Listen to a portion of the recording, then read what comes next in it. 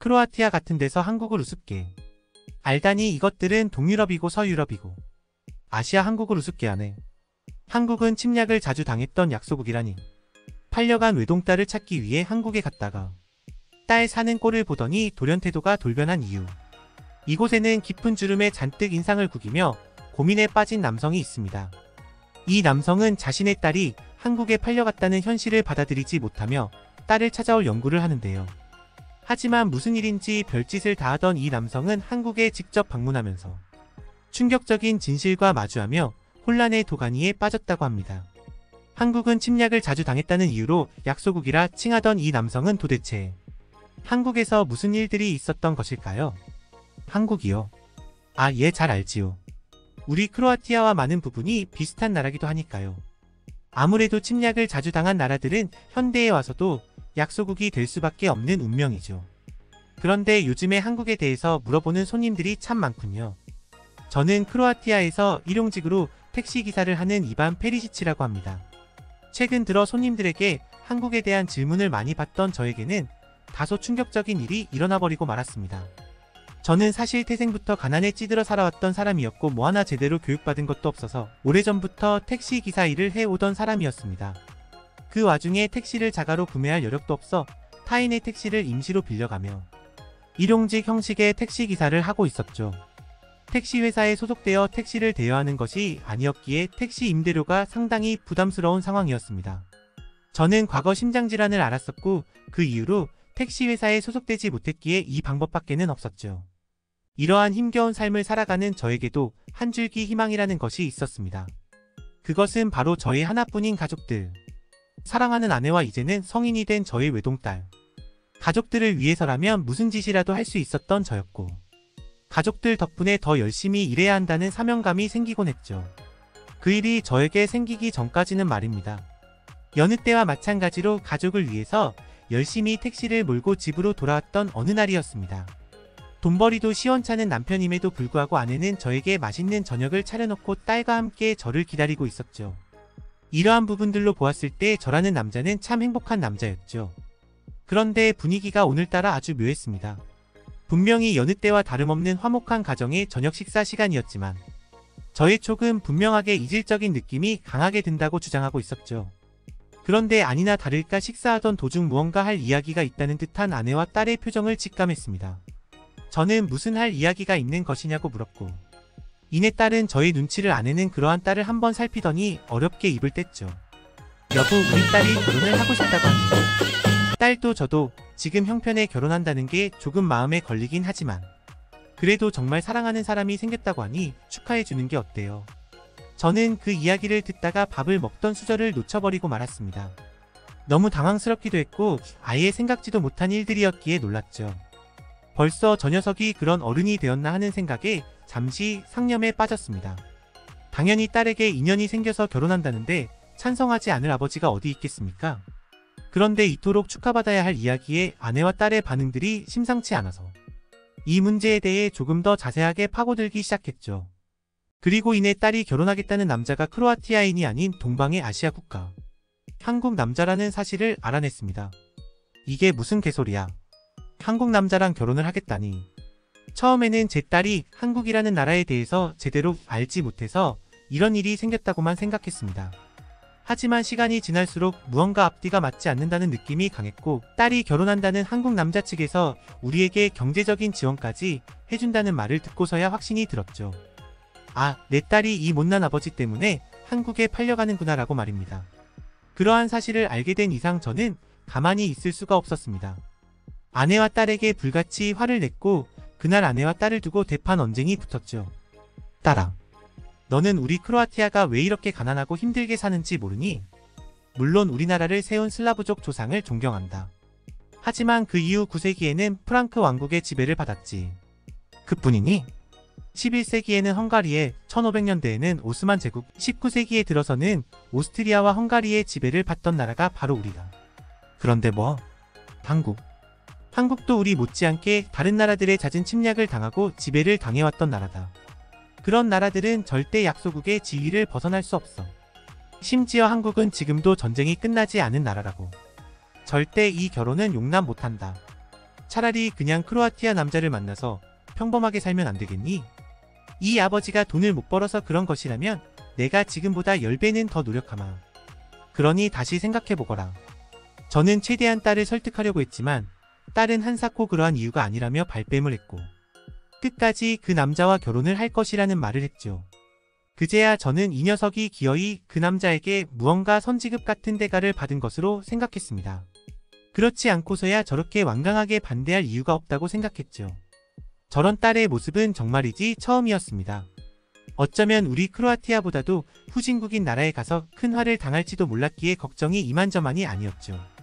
그럼에도 저는 결국 딸이 한국인 남자와 결혼을 하는 것을 막지 못했습니다.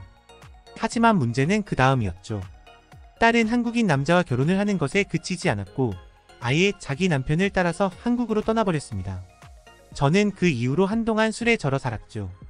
크로아티아 내에서도 가난한 편에 속하는 저 자신이 부끄러웠고 한심했습니다. 저의 이러한 가난 때문에 딸이 한국으로 팔려갔다는 생각에 잠을 설쳤죠. 그래서 저는 결심했습니다. 이렇게 살아서는 안 되겠다고. 제대로 돈을 벌어서 다시 제 딸을 찾아와야겠다고. 저는 그러한 다짐을 한 이후부터 돈을 벌기 위해 악착같이 살았습니다. 잠자는 시간을 줄였고 과식하면 잠이 오기에 먹는 것도 줄여가며 택시를 몰았죠. 그 결과 평소보다 2배가 넘는 수입을 벌어들였습니다. 하지만 그럼에도 불구하고 택시의 임대료는 그에 맞게 상승했고 택시 일용직으로서는 돈을 모으기가 힘들다는 것을 여실히 깨닫고 말았죠.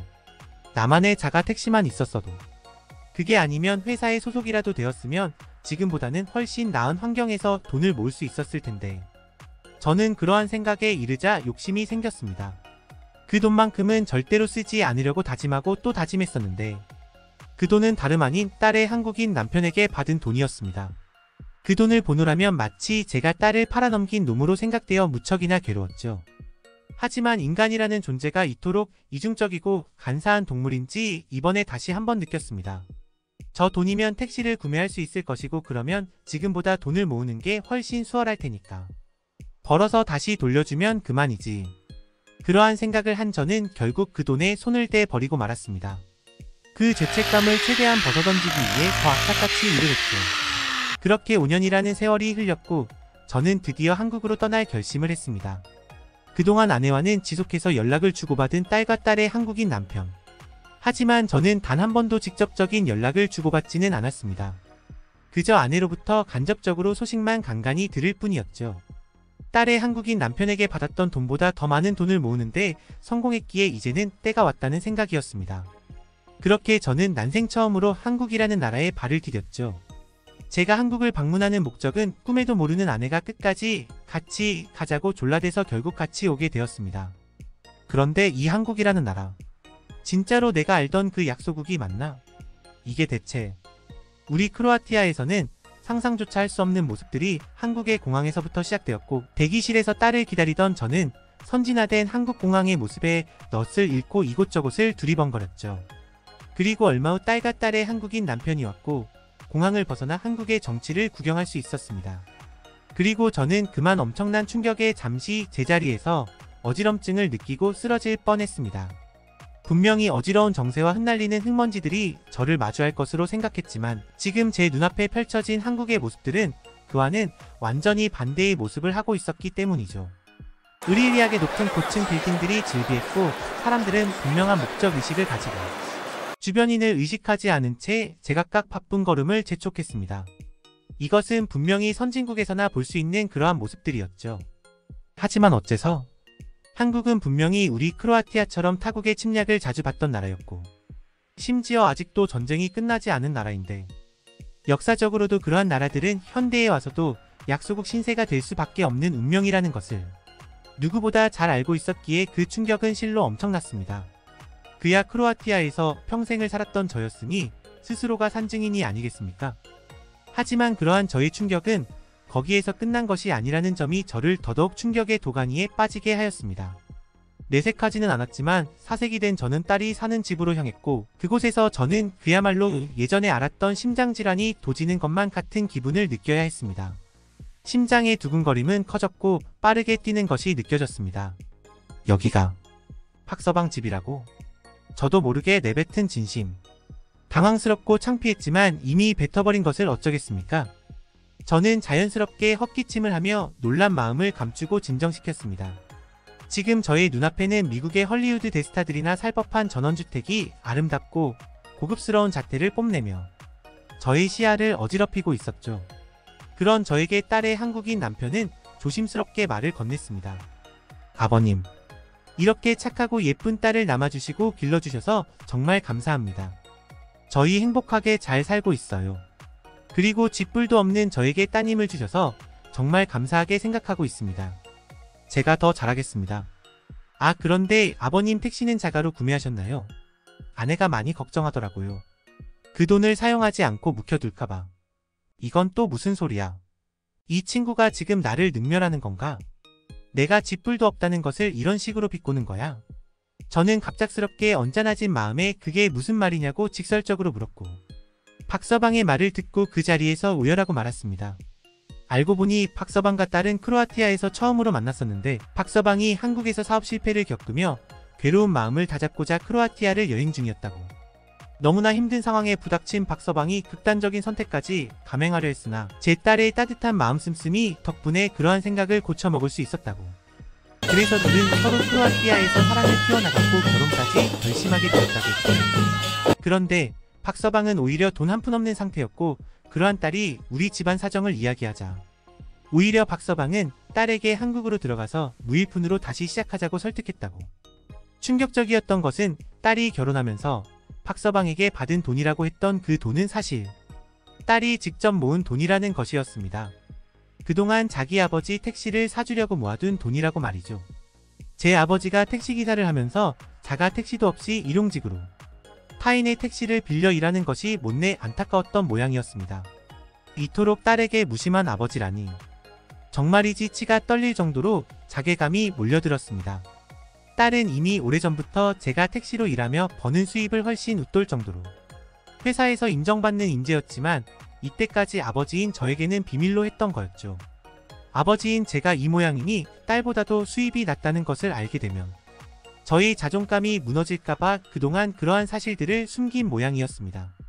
그렇게 제가 오해를 하고 있는 수년 동안 사위는 다시 사업을 일으켜서 지금처럼 여유로운 생활을 할 수 있었던 거였죠. 저는 이 모든 진실과 마주한 순간부터 모든 것을 내려놓았습니다. 그러고 나니 오히려 한결 마음이 편해지는 느낌이 들더군요.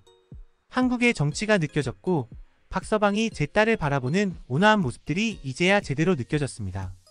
둘은 진심으로 사랑하고 있었고 행복한 생활을 하고 있는 듯 했습니다. 그리고 마당에서 바비큐 파티를 하자는 딸과 사위를 보며 저도 모르게 멋쩍은 웃음을 지었죠. 그날 우리는 그간 못했던 많은 이야기를 했고 우리 가족 모두는 웃음이 떠나질 않았죠. 아니 박서방아, 근데 이건 무슨 고기인가? 내 살다 이렇게 맛있는 고기는 처음이네. 뭐? 이게 소고기라고? 내가 알던 그 소가 아닌데? 또 나를 속여서 놀리는 건 아니지? 내가 그 정도로 바보는 아니네. 한국 건축은 전통적 가치의 정수와 현대성의 숨결이 결합된 건축물로 우아한 미학과 자연의 온화한 아름다움이 결합된 건축물로서 미적 가치와 예술적 가치가 높은 평가를 받고 있습니다.